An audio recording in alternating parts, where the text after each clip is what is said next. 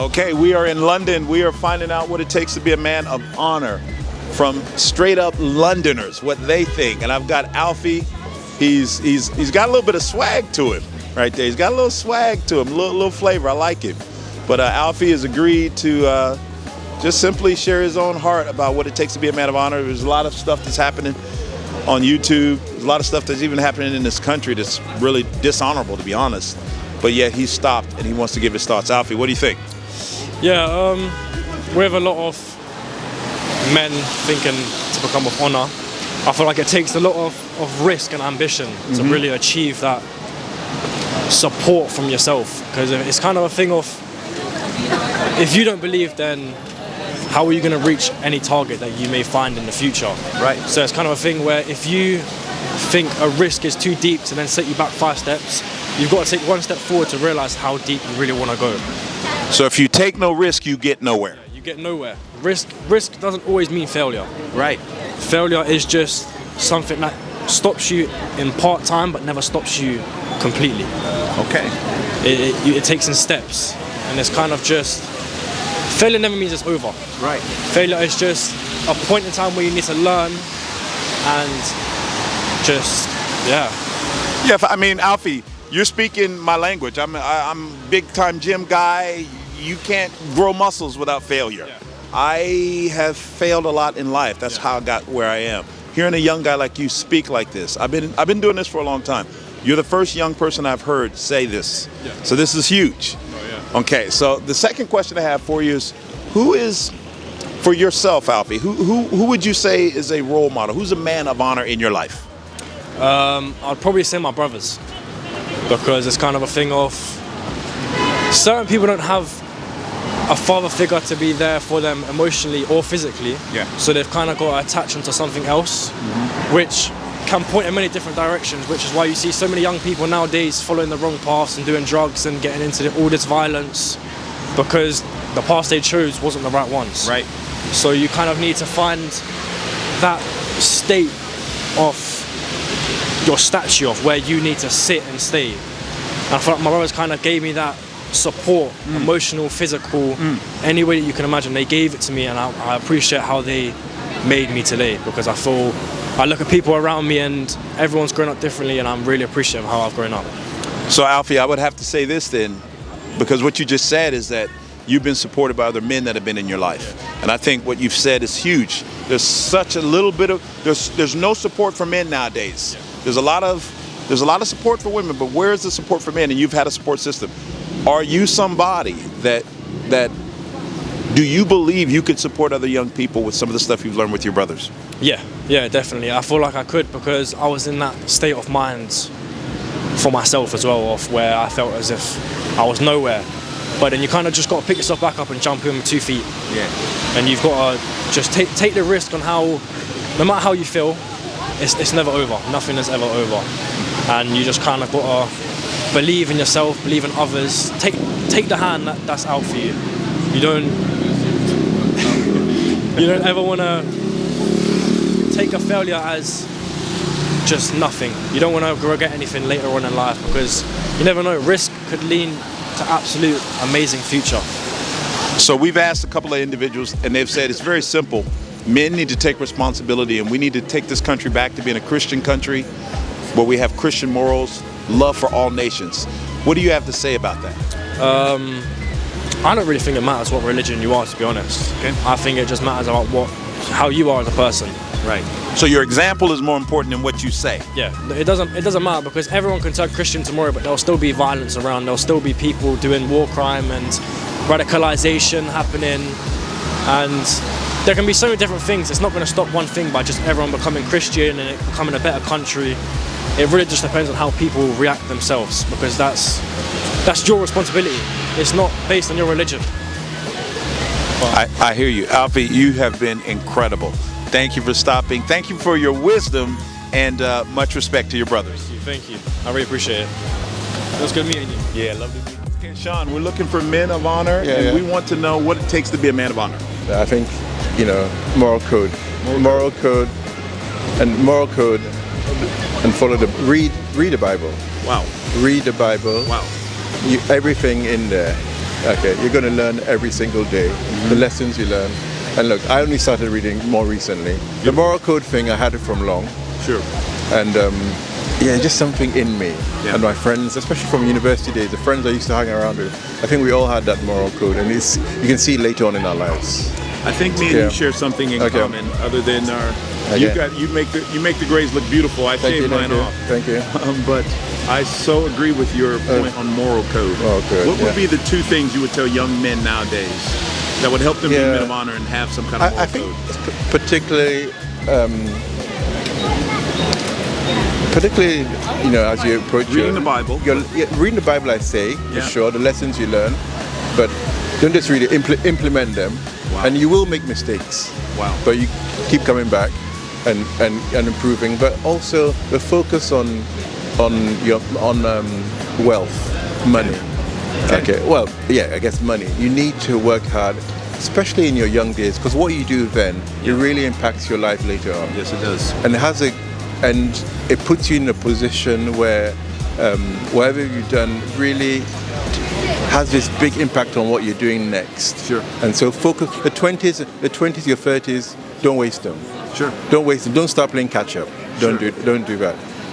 Other thing, the partner, the woman you choose. Who you choose. Yeah. Who you choose or she chooses you, both of you, is so important. It has a big impact on your life. Yes, it does. So, and don't just take it for granted. You need to focus on that too. You know, like, why would that person want to be with you? Right. I mean, so how do you need to develop your life? Don't just be with someone because the person is available. No. Right. Focus on what you want. Yeah, make sure. Beautiful. So I'll say that to you. I'm sorry I don't want to be on camera, but no, it's okay. Your voice is beautiful enough. Okay. And I think if I heard you correctly, you said a few things. You said to be a man of honor, you need a moral code. Yeah, you do. To be a man of honor, you need to not only read the Bible, but perhaps obey it. Yeah. Be a man of honor, you need to get yourself a purpose, a job. A life. Yeah. So later on in life, you're not figuring it out. You can see what's happening with the royal family right now, right? Well, do I blame Andrew? Yeah, but when you create people who don't have a purpose in life, there's always something that's going to fill that void. Sure. Yeah.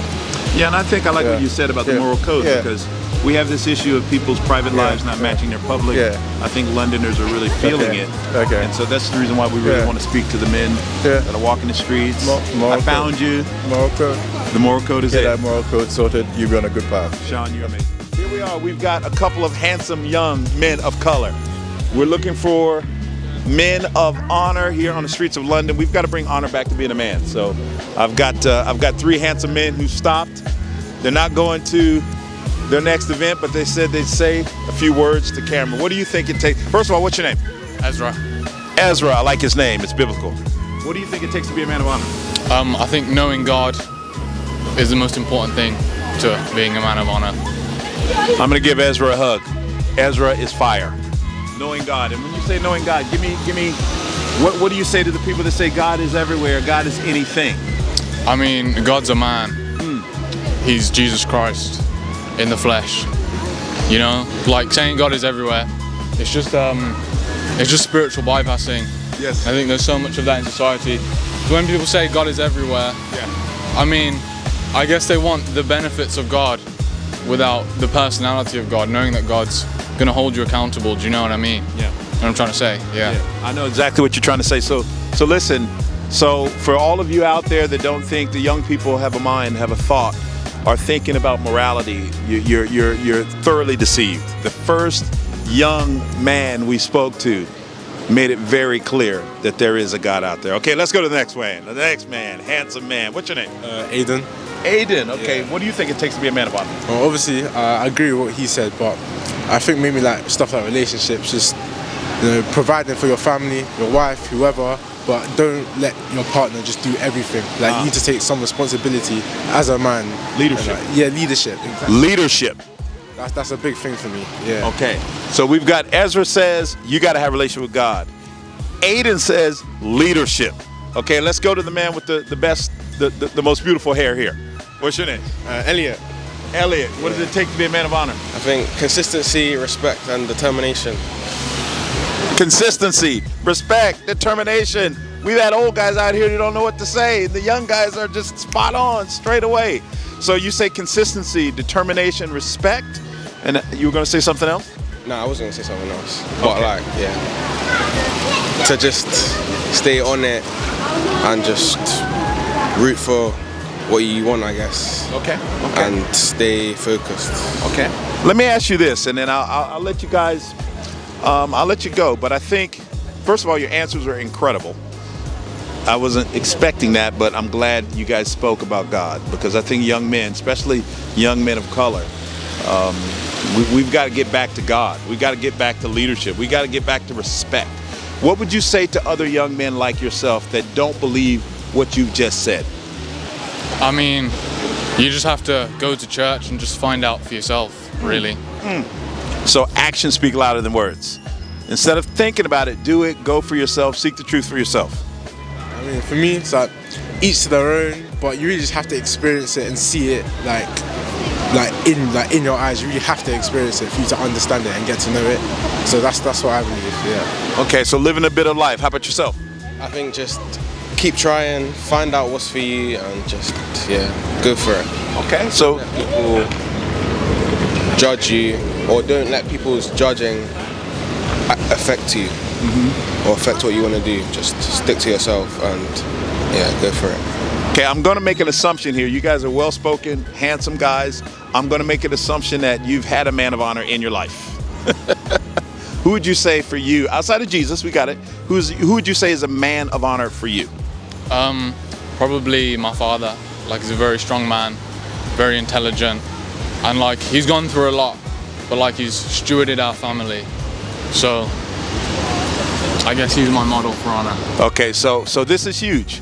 While YouTube is spending all this time saying that there are no great fathers out there, your father has done something very special. He's produced an incredible man. Whoever he is, he has my utmost respect. Your humility, your kindness, your well thought out answers just on the spot here shows that there are true men of honor in London.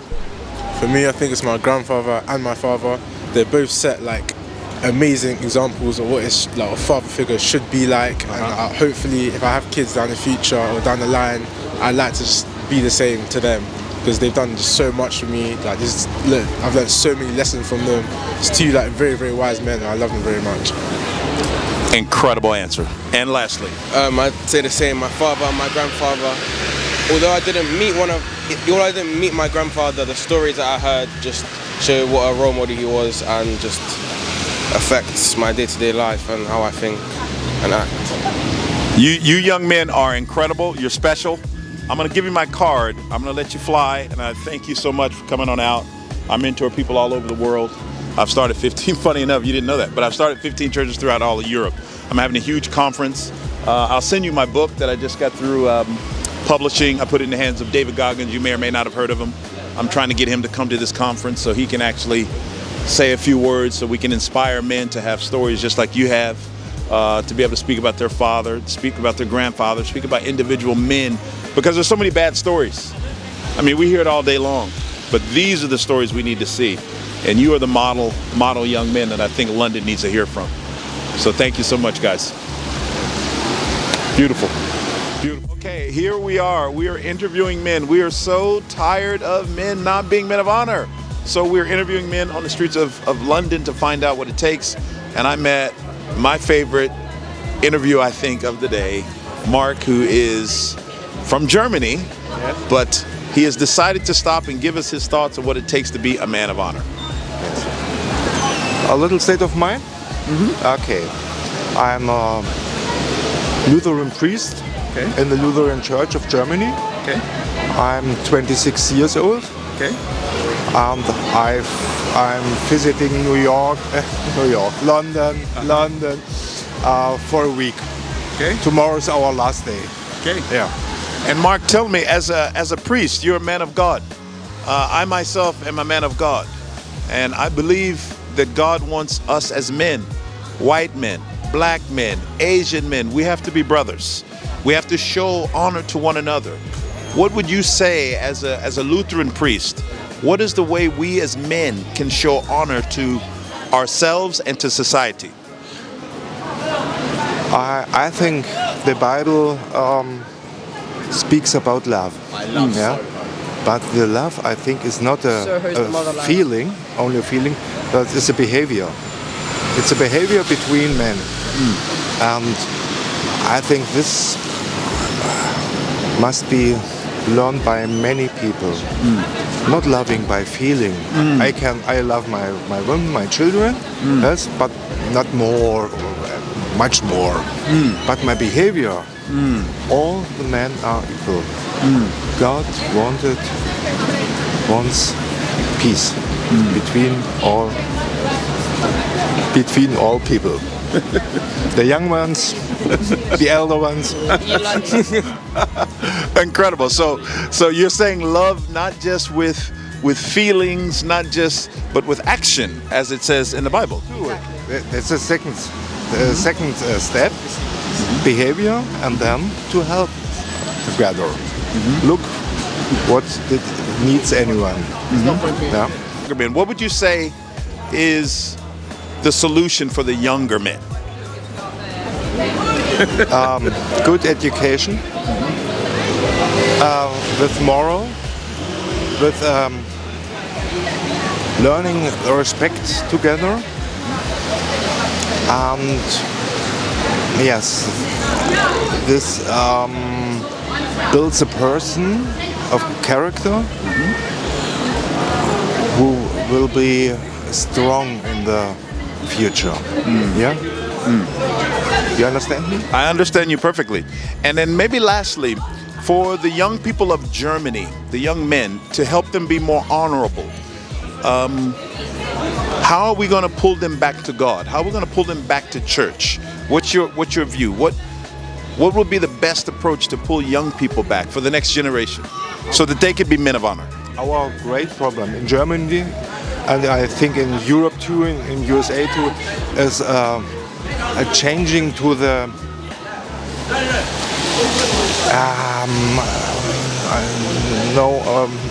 I was searching the word Nazism,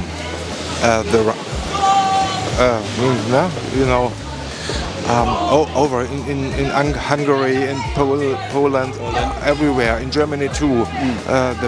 This party on the right level are going strong, and then we have to learn the young people that the solutions the right parties are giving them are a lie. Their lies. Their lies. I would agree. And I think to go to God is a way to go to the man. To the man, to respect the man, to find that in every man is God. Yeah? The Bible says God creates the man to his picture. Or is that the right word? We were created in the image of God. The image. Yeah. And if I see in every man the image of God, then I think very many problems can be solved. Mark, I understood you perfectly. We are all created in the image of God. You are a classy German man, but you are my brother. I'm an American man, but I'm your brother. We have differences. Differences? Difference is not the difference is not the quality of birth. Say that one more time. The difference is The not. difference is not the quality of birth. It's not. There's no friendship between us. Yes. Why? Yeah, we're created in the image of God, and if we could get the men to start believing that, we could change the world. I respect what Martin Luther did, and he inspired men to go back to the Bible. I remember studying in Germany the Peasants' Revolt, and everyone got so angry with the use of the Bible again. But what you said today is very profound. If we can get the men to go back to the Bible, we can get the men to be men of honor. Yes. Yes.